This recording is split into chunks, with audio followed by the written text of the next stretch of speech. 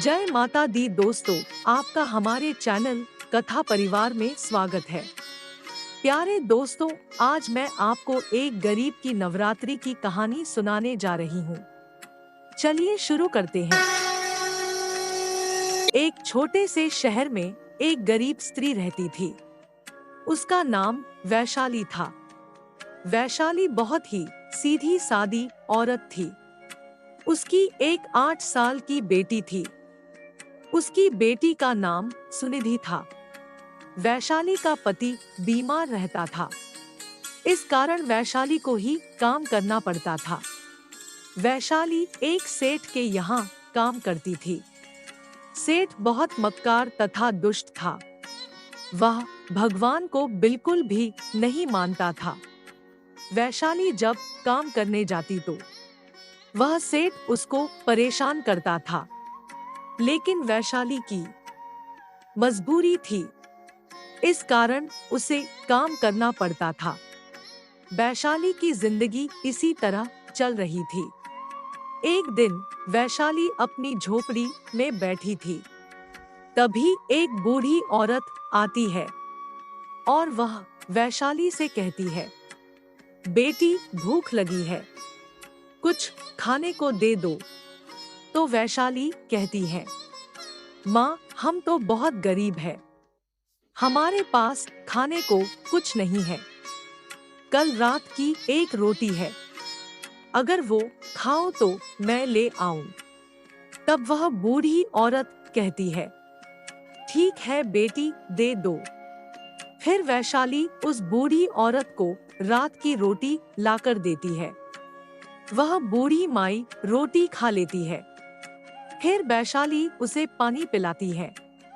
पानी पीकर जब बूढ़ी माई चलने लगती है, तब वैशाली से कहती है, बेटी शारदीय नवरात्रि का महीना चल रहा है, माँ दुर्गा के नवरात्रि आने वाले हैं, तो आप माँ का व्रत रखना। माँ तुम्हारे दिन जरूर बदलेंगी। इसके बाद वह बूढ़ी माई चली जाती है। जब नवरात्रि आते हैं, तब वैशाली भी माँ का व्रत रखना चाहती है, लेकिन उसके पास माँ की पूजा पाठ का सामान खरीदने के पैसे नहीं थे। तब वैशाली की बेटी सुनिधि कहती है, माँ मेरी गुल्लक तोड़ दो, उसमें जो पैसे हैं उनसे माँ की पूजा का सामान खरीद लो। माँ मैं भी तुम्हारे साथ माँ की पूजा करूंगी और माँ का व्रत रखूंगी। यह सुनकर वैशाली की आंखों में आंसू आ जाते हैं। फिर वैशाली सुनिधि की गुल्लक तोड़कर पैसे निकाल लेती है और उन पैसों से माँ के पूजा पाठ का सामान खरीद लाती है। फिर दोनों माँ बेटी दुर्गा माँ के नवरात्रि का व्रत शुरू करते हैं। माँ का पूजा पाठ करने से वैशाली सेठ के घर देर से पहुँचती है। इस कारण सेठ वैशाली पर बहुत गुस्सा होता है, लेकिन वैशाली कुछ नहीं कहती, बस चुपचाप अपने काम करने लगती है। नवरात्रि के तीसरी रात माँ बेटी सो रही थी। तब सुनिधि के सपने में माँ दुर्गा आती है। वह जंगल में एक जड़ी बूटी के बारे में सुनिधि को बताती है, जिससे उसके पिता की हालत ठीक हो जाएगी। सुबह यह बात सुनिधि अपनी माँ को बताती है। तब वैशाली कहती है, सपने की बात सच नहीं होती। तब सुनिधि कहती है, माँ चल कर देख लो, देखने में क्या हर्ज है, वैसे भी हमारे पास पैसे तो है ही नहीं, शायद माँ की कृपा से ही पिताजी ठीक हो जाए। यह सुनकर वैशाली तैयार हो जाती है। फिर दोनों माँ बेटी जंगल में जाती है और उस स्थान को देखती है जो सुनिधि ने सपने में देखा था। सुनिधि उस स्थान को पहचान जाती है जो उसने सपने में देखा था। वहां से माँ बेटी दोनों जड़ी बूटी ले आती है। वैशाली उस जड़ी बूटी का रस अपने पति को पिलाती है तो धीरे धीरे उसका पति ठीक होने लगता है। इधर माँ दुर्गा का पूजा पाठ वंदना करने में वैशाली को रोज देर हो जाती है। इस पर सेठ वैशाली पर बहुत गुस्सा होता है और पूछता है, क्या बात है, रोज देर से आती हो? तब वैशाली कहती है, सेठ जी, मैं माँ दुर्गा के नवरात्र का उपवास करती हूँ। माँ की पूजा करने के कारण देर हो जाती है। इस पर सेठ कहता है कि पूजा पाठ से कुछ नहीं होता। सेठ कहता है, पूजा पाठ से ही सब कुछ होता तो काम करने की जरूरत नहीं होती। लेकिन सेठ मन ही मन वैशाली से चिढ़ जाता है, क्योंकि उसको पूजा पाठ पसंद नहीं था। वह वैशाली से अब और ज्यादा काम कराने लगा। इधर नवरात्रि की अष्टमी आती है। तब तक वैशाली का पति भी ठीक हो जाता है। वैशाली सेठ से कहती है, सेठ जी, कल मुझे देर हो जाएगी। अष्टमी का व्रत करना है और पूजा पाठ भी करना है और कन्याओं को प्रसाद भी खिलाना है। ये सुनकर सेठ मन में बहुत गुस्सा होता है।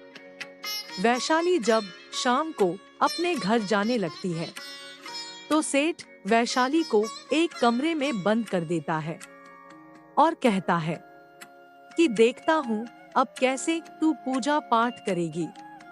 वैशाली सारी रात कमरे में बंद रहती है। वैशाली की बेटी और पति परेशान होते हैं। जब सुबह होती है तो सेठानी जागती है और सेठानी देखती है कि कमरे से आवाज आ रही है।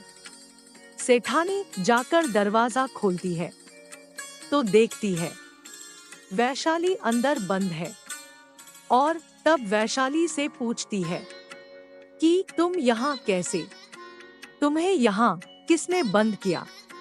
तब वैशाली सारी बात सेठानी को बताती है। तब सेठानी वैशाली से कहती है कि तुम अपने घर जाओ।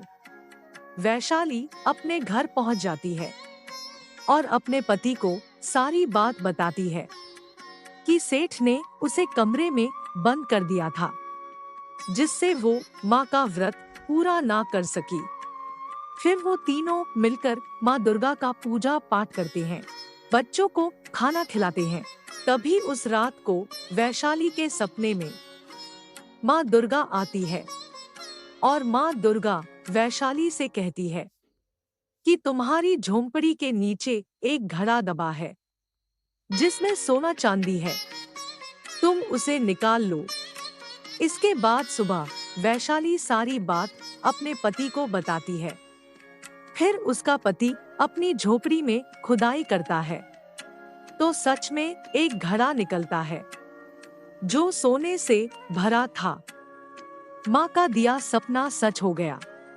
फिर वैशाली और उसका पति उस धन से व्यवसाय शुरू करते हैं। धीरे धीरे माँ की कृपा से उनका व्यवसाय चलने लगता है। वे गरीब से धनवान हो जाते हैं। वे माँ दुर्गा की महिमा जान चुके थे। अब वो हर नवरात्र को माँ का उपवास रखते हैं, माँ का पूजा पाठ करते। और अब माँ दुर्गा की कृपा से वैशाली का परिवार सुखपूर्वक रहने लगा। तो हे माँ भवानी और हे माँ दुर्गा, जिस प्रकार आपने वैशाली पर अपनी कृपा की, वैसे ही अपने सभी भक्तों पर अपनी कृपा बनाए रखना। जय हो दुर्गा माँ की, जय हो भवानी माता की। तो दोस्तों, अगर आपको ये कहानी पसंद आई हो तो कमेंट बॉक्स में जय माता दी जरूर लिखें। साथ ही अगर आपने अभी तक हमारे चैनल कथा परिवार को सब्सक्राइब नहीं किया तो सब्सक्राइब कर लीजिए और बेल आइकॉन पर क्लिक जरूर कीजिए, जिससे हमारे वीडियो के नोटिफिकेशन आपको मिलते रहे। इसी के साथ मैं अपने शब्दों को विराम देती हूँ और पुनः आपके मंगलमय जीवन की कामना करती हूँ। अंत में बस इतना ही कहूँगी, ऊपर वाले के आशीर्वाद और अपनों के प्यार के साथ कर दिखाओ कुछ ऐसा कि दुनिया करना चाहे आपके जैसा।